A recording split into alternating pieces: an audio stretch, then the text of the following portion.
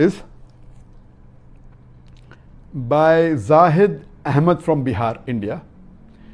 Kindly tell us in brief the daily routine of Dr. Sahib so we can also take lessons from it how to lead our lives. The question posed by Brother Zahid from Bihar. The best person to take lesson from is our beloved Prophet Muhammad. He is the best example. He, as the Quran says, that we have put him on the pinnacle of the highest standard of character. Surah Qalam chapter number 68 verse number 4, including Surah Anbiya chapter number 21, that he is the best example. As far as my routine is concerned, one of them was already answered in the earlier question, that in Bombay I have to sleep for about 3 to 3.5 hours on average, sometime less, sometime more.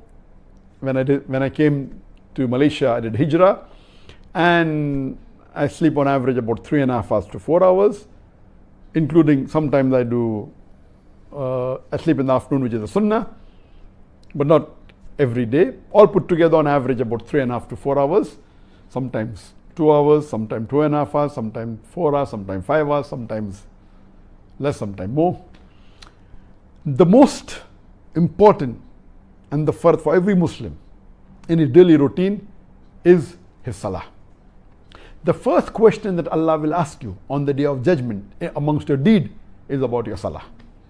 So every Muslim should first be very particular about his salah and see to it that he offers salah 5 times congregational in the mosque.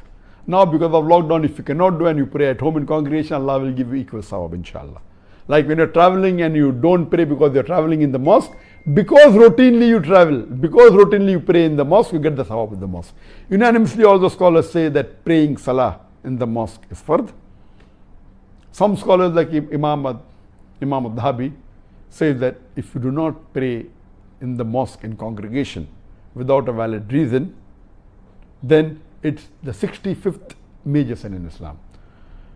So I've done a calculation that in Malaysia, I take the timing from the time I do my wudu. The moment I hear the adhan, I do the wudu and wash. Then I walk to the mosque, which takes about 5 minutes, though it's in the same complex where I stay, but going down the lift, etc. Coming back takes 5 minutes, then praying sunnah in the mosque, and then doing the dua for a few minutes, and doing sunnah after the salah if it's there. On average, it takes about 40 minutes from the time I do my wudu, from the time I heard the adhan, from the time I come back. Some take about 35 minutes, some may take 45 minutes, on average 40 minutes. The 5 times salah put together, it comes to about 200 minutes. Then adding my salatul duha, which I normally pray after the sun is in between sun rising and sun at the highest point, that is the best. I pray 4 rakat salatul duha, though the Prophet said pray 2 rakat and as many times in 2 rakat as you can. The Prophet most of the time prayed 4 rakat, even I pray 4 rakat after the midpoint of sunrise and the sun at the highest point. And even the tahajjud, that's qiyamul layl, all put together, it comes to approximately, the 200 minutes comes to, and plus adding the other minutes, comes to about 4 to 4.5 hours, about 2 hours 40 to 300 minutes with the tahajjud, etc. So the most important activity of mine is the salah. Besides the fard salah, which are the 17 rakat, 2 in the fajr, 4 in the zohar, 4 in the asr, 3 in the maghrib, and 17 plus 3 with the 20. I also offer the 12 rakat sunnat-e-muakkada. That is the preferred recommended sunnah. And that's total 12 rakat. 2 after fajr, 2 before the fajr salah, 2 plus 2, 4 rakat before the zohar salah, 2 rakat after maghrib salah, and 2 rakat after isha. 12 salah, 12 rakat total. And I also pray the 10 rakat sunnat-e-muakkada. That is the 2 rakat after the zohar salah, 2 plus 2, 4 rakat before the asr salah, 2 rakat before the maghrib salah, and 2 rakat before the isha salah, all put together 10 rakat, all put together with the fard, the witr and the sunnat-e-muakkada 50 rakat. Come to 42, then the tahajjud, the qiyamul layl 8 rakat, I did 8 plus 3 put together, comes to 50 rakat, and 4 rakat is the salatul duha, 54. So normally my routine in Malaysia is minimum I pray 54 rakat. The first, the sunnat-e-muakkada, and Sunnat Ghair Muakkada. 52. There may be additional Salah of Istikhara, sometimes of Salah after the wudu. There's Tahiyatul Masjid always. So on average, I pray 56 rakat, at least once a day. Amongst the 5 times I go to mosque, once at least I pray Tahiyatul Masjid. So at least 56 rakat I pray, and sometimes much more. When I was in Bombay, I used to pray the Farz, the Witr, the Sunnat Muakkada every day. And sometimes Sunnat Ghair Muakkada, not always. Now, I always, and if I miss the Sunnat Ghair Muakkada or the Sunnat Muakkada, I see to it that I pray as soon as possible. So, it's my routine that I pray all. This is the most important part of my activity. I know I spend a lot of time, and this is the most important. I spend more time in ibadah only of salah to Allah subhanahu wa ta'ala than sleeping. And then of course, I read the Quran as per the requirement of my research, of my talk, etc. And the Quranic verses that is there in the salah and the dua. I do the morning askar. And then in Bombay, removing all these things, I have to spend on average earlier about 17 hours a day. Used to be 15, but because I have to go on holiday also, counting only the working days, about 17 hours a day. And then removing the salah, etc., pure would be about approximately would be 15 hours. That's double. A normal worker spends about 10 hours removing salah, etc., 7.5 to 8 hours. So I have to do pure work about 15 hours in the office. Towards the ending of my few years of my stay in Bombay, I used to make it a point that because when my parents got old, I used to see to it that, I used to spend a lot of time doing dawah. Half the time I was outside the country. When I was in the country, the last few years that I stayed in Bombay, maybe in 2016, 15, 14, 13, I saw to it that I had my lunch almost all the days that I was in Bombay with my parents. So after praying my Zohar Salah, I used to go and spend time with my parents, with my mother and my father. May Allah grant Jannat al-Firdaus to my father. And my mother, mashallah, now she's 88 years old. And I pray to Allah subhanahu wa ta'ala to give her health and lift her at a time which is the best for her. And I used to spend at least 1.5 hours with them, having my lunch, speaking to them, because that's the duty of a Muslim. So that time, then my time in the office became a bit 1 hour less, sort of 17 hours became 16 hours. Here, when I shifted to Malaysia, I increased half an hour of my time, as I told you, in the sleep, and I increased approximately 45 minutes to 1 hour in my salah. My tahajjud became longer than before. Previously I used to pray 95% time, now it is 100% time, alhamdulillah. And God forbid if once in a blue moon, once in several months, if I get up late and pray the fajr but no time for the tahajjud, I pray after the sunrise. That was what the Prophet did. And my time for salah increased by about 45 minutes to 1 hour, and my sleep also increased a bit more. So about 1.5 hours of my time went more in salah and the other activities. But yet there, on an average, when I used to give approximately 14 hours a day, here on average I give 13 hours a day, removing the time for my meals. On average I take about 20 minutes for my meal. And sometimes when I'm reading the news article, it may extend for 40 minutes, but I put the balance time for my news articles.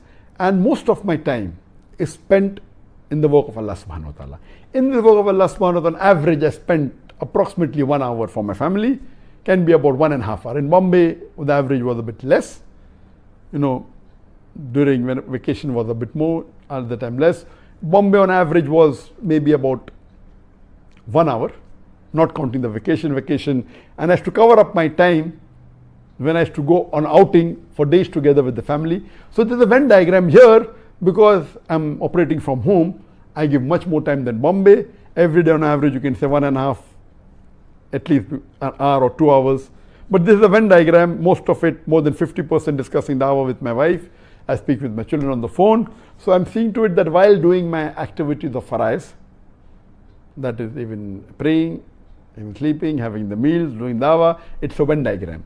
And people told me that while I was doing dawah, that if I marry, the dawah will become less. What I did, I married a daiya, was in the field of dawah. So after marriage, my time for dawah increased. Before marriage, maybe it was 9 to 10 hours. After marriage, my dawah time on average per day went to about 12 hours. And also give time to my wife and started a ladies' wing. So it was overlapping. Most of the guys we see that they neglect their families. I may not give every day a few hours, but every day maybe few minutes, sometime half an hour. But we see to it that with my family when I was in Bombay and even now, when I was in India, we used to travel in India at least 3 times outside Bombay in India and 3 times outside India, out of which at least once was haram. Every Ramadan since the last 20 years, except the last couple of years and this year. For last 20 years, alhamdulillah, always the family spent about 2 weeks, about 11 to 12, 13 days in Makkah, then next followed by a week in Medina. This was routine, which unfortunately we can't do this year. And so it's a common time between. Many a time when we went abroad, it was together for a dawah lecture tour. While me giving lecture, even my son gave lecture to the general public, and my wife and my daughter and my 2 daughters, Zikra and Rushda, they gave lectures exclusively to the ladies. So imagine we are going for a lecture tour, dawah tour, and we are attending the conference or a lecture tour, maybe 5 days, 6 days, 7 days. And most of the time we are involved in dawah. I giving lecture, my son also giving, my wife and my daughters giving, mashallah. And audience is large number, mashallah. For the ladies normally 1,000, 5,000, 4,000, mashallah. And sometimes or many a times we extend the stay in that country for about 2 to 3 days and go to a resort and have exclusively 24 hours for the family. So on average, if you calculate, besides doing dawah activities, the average per hour is much more than a couple of hours a day. Alhamdulillah. As far as my major activity is concerned, when I was in Bombay, I always have a habit of writing down where I spend my time. I even calculate how much time I take from my doorstep to the doorstep of the mosque, and I know it exactly. I know the timing it takes. It's approximately 3 to 5 minutes depending upon the lift. Sometimes it comes on time, and if it is ready for me, it will take 3 minutes. If it delayed, it may take 4 minutes. If it stops in between more number of times, it may take 5 minutes. I'm very particular because time is very important. I don't want to even waste a single second, leave aside a single minute. So as to make a chart, and in Bombay, I know exactly that out of the hours that I have to spend, remove like 17 hours in the office, removing the salah time and lunch time, about 15 hours, then became approximately 14 hours a day. 1/3 of my time used to go to the Peace TV activity, the administration of the channel and the graphics and supervising, etc. 1/3 of my time used to go for the school, which was a large portion on average, about 5 hours a day. And traveling for lecture tours approximately 8%, doing research another few percent, other activities 1%, and the full chart is there. When I shifted to Malaysia now, yet my striving is the same. Maybe I'm sleeping half an hour more, a little bit of more ibadah, but overall in terms of percentage, it is close to what I was to do when I was in India, Bombay. Here in Bombay, most of my activities was dawah oriented, but it was more towards hardcore comparative religion. It's maybe more than 50%. When I shifted here I continue to dedicate my life for the sake of Allah subhanahu wa ta'ala, but the focus has a little bit shifted depending upon the requirements and demands. As far as hardcore comparative has a little bit reduced, but dawah is continuing. Alhamdulillah. It has gone more towards atheism, that's also dawah, but comparative religion is less, because now the sector of the atheism is become the largest in the world. It has outnumbered even the practicing Christian or the practicing Hindus or the practicing Jews. There are, by names, yes, the Christians are the largest, but practicing is the small. Then I have diversified more into other activities, and here after shifting to Malaysia, after doing hijrah from India, I meet more Islamic scholars, mashallah, meeting more dais. Malaysia is a hub. Many people keep on coming regularly, and the interaction is much more. And amongst the direct activity, it has shifted more towards the social media. When I was in Bombay, I used to, on an average, give maybe half an hour a month to my Facebook, just giving guidelines, maybe 6 hours a year. And to my other Facebook and my other social media, another half an hour on the YouTube. So total 1 hour a month, maybe 12 hours a year. When I shifted here and I wanted to increase on my social media activity, Alhamdulillah, initially I started giving 4 hours only for the Facebook. Maybe 2 years back, and restructured the whole thing, because of which, Alhamdulillah, today the followers on my Facebook is more than 22.4 million. By the grace of Allah subhanahu wa ta'ala, by the help of Allah subhanahu wa ta'ala, it is the largest following by any religious speaker in the world, whether Christian, Hindu, Muslim, Alhamdulillah. And I realized that once you concentrate and you give, it is more of knowledge based than before. Previously it was more, okay, take a verse of the Quran, put Zakir Naik's photo, and the likes used to come. But I made it more into knowledge based, giving things more are important. I started the series of the 70 major sins and giving the authentic hadith and other things. Now I'm in the midst of the series of the signs of the ends of the world. I finished the minor signs. After Ramadan we will start the major signs. So more time was spent, and recently, about 1.5 months back, we decided to launch. After that we had the YouTube, and I started giving more time for the YouTube. Then it became collectively YouTube and Facebook about 4 hours, and the YouTube, Alhamdulillah, was hardly 400,000 after I took over exactly 1 year back. 1 year, 2 weeks back, I took in April. Now, mashallah, the subscribers of the YouTube are more than 1.7 million. Alhamdulillah. We also got the gold button last year after we crossed the 1 million mark. And because of this, mashallah, the viewership on the social media increased. And since 1.5 months back, we decided to even launch our Instagram, which we have recently launched just a few months before Ramadan.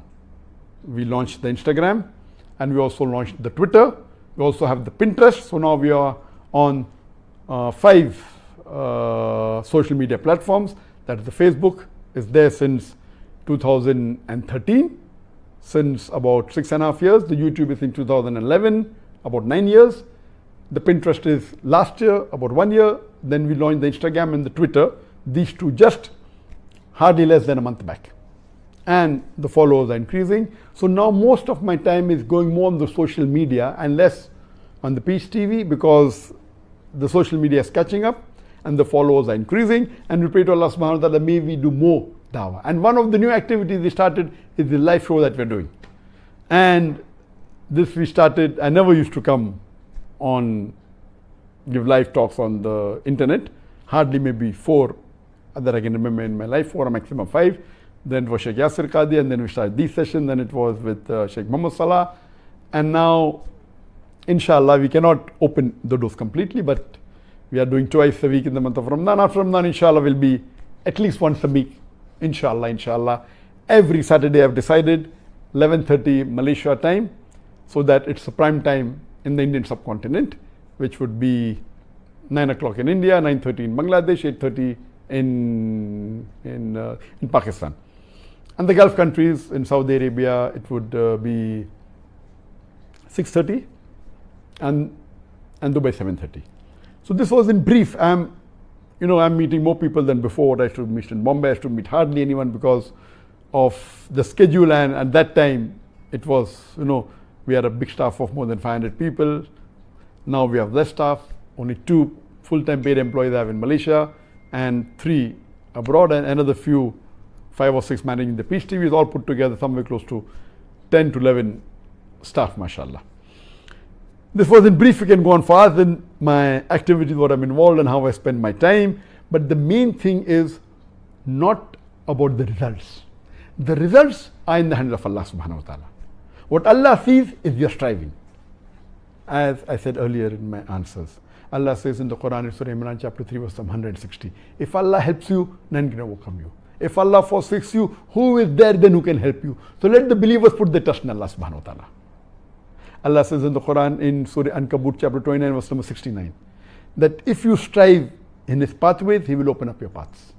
If you strive in the way of Allah subhanahu wa ta'ala, do jihad fi sabilillah, He will open up your pathways. So most important is striving in the way of Allah, irrespective of what you're doing. I remember when I started Islamic Research Foundation, that is about 29 years back, my main activity was we used to print books for free distribution, and I used to give talks.